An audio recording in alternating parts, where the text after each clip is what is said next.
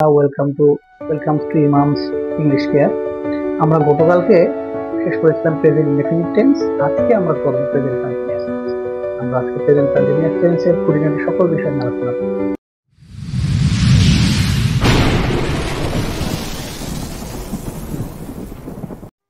Present continuous tense আমরা এই মুহূর্তে যে কাজটা করছি, বর্তমান সময়ে যে কাজটা চলছে, এরকম বোঝাতে আমরা প্রেজেন্ট কন্টিনিউয়াস টেন্স ব্যবহার করি। যেরকম আমি বই পড়ছি, আমি ভাত খাচ্ছি, আমি স্কুলে যাচ্ছি, আমি ইংরেজি শিখাচ্ছি, তোমরা ইংরেজি শিখছো, ইত্যাদি ইত্যাদি কাজ। অর্থাৎ যে কাজটা এই মুহূর্তে চলমান সেটাকে প্রেজেন্ট কন্টিনিউয়াস টেন্স বলে।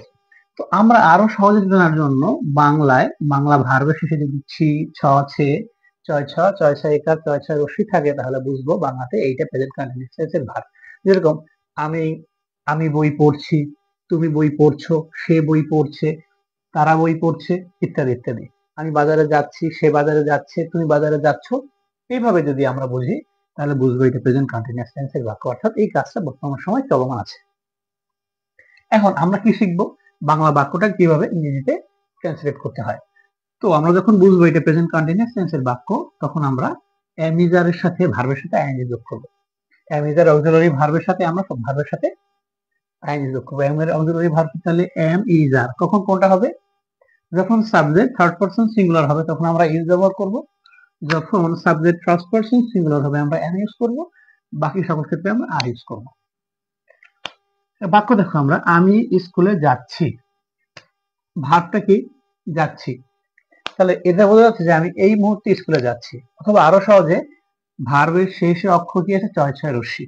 তো চয় ছয় রশ্মি থাকলে আমরা বুঝবো এটা প্রেজেন্ট কন্টিনিউয়াস টেন্স। তো বাক্যটা তাহলে কি দিয়ে শুরু করবো? আমি এখানে সাবজেক্টকে আমি, ফার্স্ট পারসন সিঙ্গুলার হবে M, I am going to school. I am going to school. এটা গেল কি আমাদের অ্যাসার্টিভ সেন্টেন্সের অ্যাফার্মেটিভ ফর্ম। আমরা প্রত্যেকটা বাক্যের অ্যাফার্মেটিভ, নেগেটিভ, ইন্টারোগেটিভ আমরা শিখব। তো যদি এটাকে নেগেটিভ করতে চাই, আমি কালকে প্রথম ক্লাসে বলেছি, যে কোনো বাক্যকে নেগেটিভ করতে গেলে অক্সিলারি ভার্বের পরে নট বসাতে হয়। প্রেজেন্ট কন্টিনিউয়াস টেন্সের অক্সিলারি ভার্ব কি?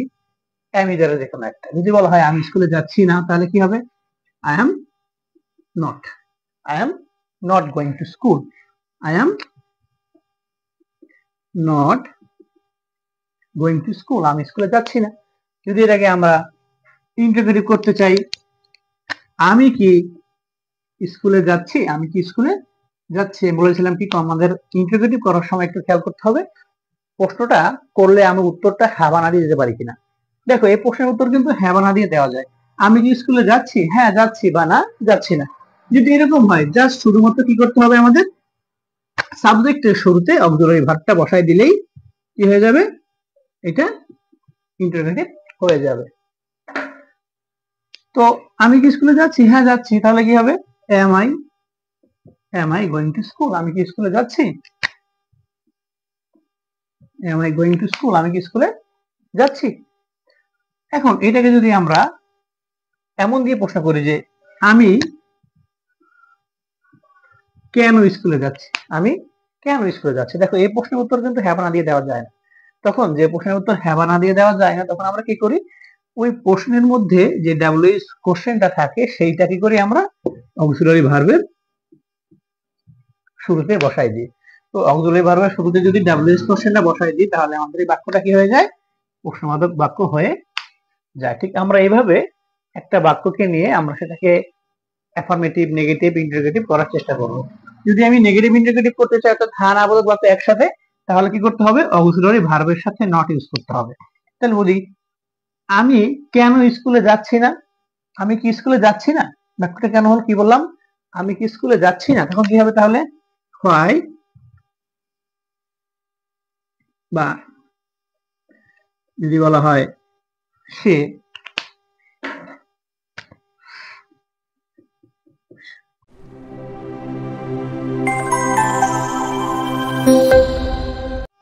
আচ্ছা, দেখো, সে কেন স্কুলে যাচ্ছে না। তো এখানে যাচ্ছে দ্বারা বুঝলাম এটা প্রেজেন্ট কন্টিনিউয়াস টেন্সের বাক্য। এবং দেখো, এখানে প্রশ্ন উত্তরটা আমি হা বা না দিয়ে দিতে পারতেছি না। তখন এই ক্ষেত্রে আমি কি করব?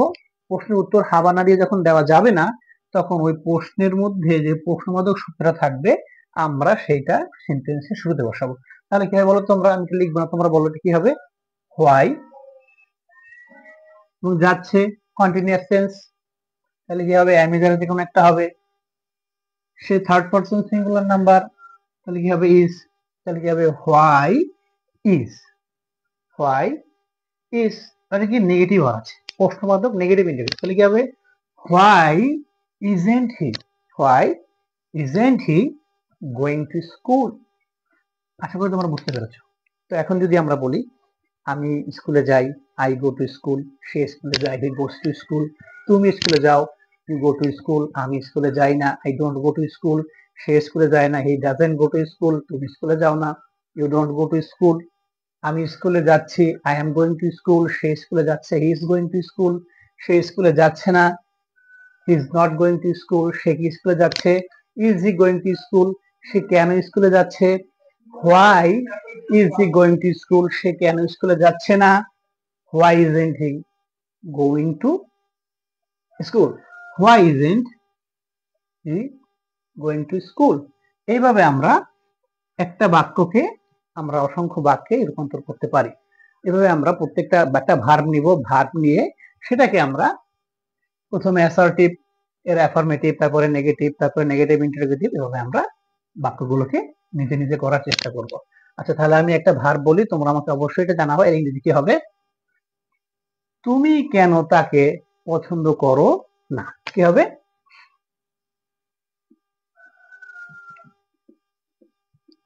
তুমি কেন তাকে পছন্দ করো না, এর ইংরেজি কি হবে তোমরা আমাকে অবশ্যই জানাবে।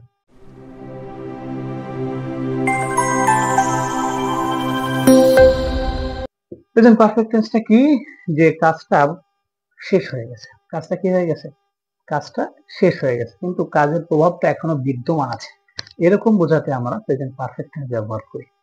যদি উদাহরণ দিয়ে বলতে চাই তাহলে মনে করো আমি ভাত খেয়েছি, এর দ্বারা বোঝায় কি কাজটা শেষ হয়ে গেছে, কিন্তু এই খাওয়ার কাজটা কিছুক্ষণ আগে শেষ হয়েছে, যার প্রভাবটা এখনো বিদ্যমান। ঠিক আছে, যদি প্রশ্ন করা হয় আমি তুমি কি বই পড়েছো, আমি বললাম হ্যাঁ আমি বই পড়েছি, এর দ্বারা বোঝা যায় যে বই পড়ার কাজটা কেবলমাত্র শেষ হয়েছে। সে কি স্কুলে গিয়েছে? হ্যাঁ সে স্কুলে গিয়েছে, মানে যাওয়ার কাজটা কেবল শেষ হয়েছে। প্রেজেন্ট পারফেক্ট টেন্সটা এমন টেন্স যে কাজটা দ্বারা বোঝায় যে কাজটা কেবলমাত্র শেষ হয়েছে, কিন্তু এখনো কাজের প্রভাবটা বিদ্যমান রয়েছে। যদি আমরা একটা মজার উদাহরণ দিই তাহলে কি হয়, ধর আমরা পুকুরে ঢিল মারি, ছোটবেলায় নিশ্চয়ই মনে আছে আমরা ঢিল পেলে কি করতাম, পুকুরে নিক্ষেপ করতাম। পুকুরে ঢিল নিক্ষেপ করলে কি তো বলতো, পানিটা লড়ে যেত। তো কাজটা কি দেখো বলতো, ঢিল মারার কাজটা হয়ে গেছে, কিন্তু মারার পরে পানি কিন্তু একেবারেই কি বন্ধ হয়ে যায়, সাথে কি হয়ে যায় না, পানি ঠান্ডা হয়ে যায়, একটু সময় লাগে, প্রভাবটা থাকে। তো ঠিক এইরকম বিষয়টা প্রেজেন্ট পারফেক্ট টেন্সটা লেগে এমন যে কাজটা হয়ে গেছে কিন্তু কাজের প্রভাবটা এখনো বিদ্যমান রয়েছে, এরকম বোঝাতে আমরা প্রেজেন্ট পারফেক্ট টেন্স ব্যবহার করি। তো আরো সহজে বোঝার জন্য বাংলা ভার্বের শেষে এছি, এছো আর এছে, তাহলে কি সে ভাত খেয়েছে, মানে কাজটা কি শেষ হয়ে গিয়েছে, কিন্তু এখন প্রভাবটা বিদ্যমান, মানে কেবলমাত্র শেষ হয়েছে, এরকম বোঝাতে। সে ভাত খেয়েছে, আমি ভাত খেয়েছি, তুমি ভাত খেয়েছো, সে স্কুলে গিয়েছে, আমি স্কুলে গিয়েছি, তুমি স্কুলে গিয়েছো, এরকম যদি বোঝায় তাহলে আমরা বুঝবো বাংলায় এটা প্রেজেন্ট পারফেক্ট টেন্সের বাক্য। ইংরেজি করার সময় প্রথমে আমরা সাবজেক্ট দিয়ে শুরু করব, তারপরে হ্যাভ অথবা হ্যাজের যে কোনো একটা ইউজ করব। মনে রাখবো সকল পারফেক্ট টেন্সে ভার্বের থার্ড ফর্ম ইউজ করতে হয়। তো এর ইংরেজিটা তাহলে কি হবে, থার্ড পারসন সিঙ্গুলার হলে আমরা হ্যাজ ইউজ করব, বাকি সকল ক্ষেত্রে আমরা হ্যাভ ইউজ করব। থার্ড পারসন সিঙ্গুলার হলে আমরা হ্যাজ ইউজ করব, বাকি সকল ক্ষেত্রে আমরা হ্যাভ ইউজ করব। তো দেখো এখানে কি subject third person singular number he, তাহলে কি হবে he has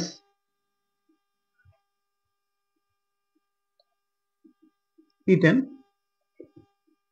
rice, he has eaten rice, সে ভাত খেয়েছে, সে ভাত খেয়েছে। ঠিক আছে, তাহলে এই বাক্যকে যদি আমি ইন্টারপ্রেট করতে চাই তাহলে কি হবে, সে কি ভাত খেয়েছে, সে কি ভাত খেয়েছে। ঠিক উত্তরটা কি, হ্যাঁ বা না দিয়ে দেওয়া স্থাপন করবো, জাস্ট আমরা অক্সিলারি ভার্বটা সাবজেক্টের শুরুতে, তাহলে কি হবে এই হ্যাজটা সেন্টেন্সের শুরুতে কি হবে, তাহলে has, has he eaten rice, শেষে একটা প্রশ্নবোধক বাক্য দিলেই বাক্যটা ইন্টারপ্রেটিভ হয়ে গেল। কি হবে, হ্যাজ হি ইটেন রাইস। তাহলে সে ভাত খেয়েছে, তাহলে কি হবে? He has eaten rice. যদি প্রশ্ন করি সে কি ভাত খেয়েছে, তখন কি হবে? Has he eaten rice. সে কি ভাত খেয়েছে। যদি বলা হয় সে কেন ভাত খেয়েছে, তখন কি করবা? এই বাক্যে কিন্তু আর হ্যাঁ বা না দিয়ে উত্তর দেওয়া যাচ্ছে না। তখন কি করবো? সে কেনর জন্য কি করবা? কেন? Why. Why has he eaten rice. সে কখন ভাত খেয়েছে। যদি বলা হয় সে কোথায় ভাত খেয়েছে, তখন কি করবা? তোমার বলবো এটা সে কোথায় ভাত খেয়েছে, তখন কি করবা? Where has he eaten rice. সে কোথায় ভাত খেয়েছে। ঠিক আছে। যদি বলা হয় সে কার সাথে ভাত খেয়েছে, তখন কি করবা? তোমরা এটা আমাকে অবশ্যই জানাবা। সে কার সাথে ভাত খেয়েছে, এর ইংরেজি কি হবে। আশা করি তোমরা প্রেজেন্ট পারফেক্ট টেন্সের বিষয়টা বুঝতে পেরেছো।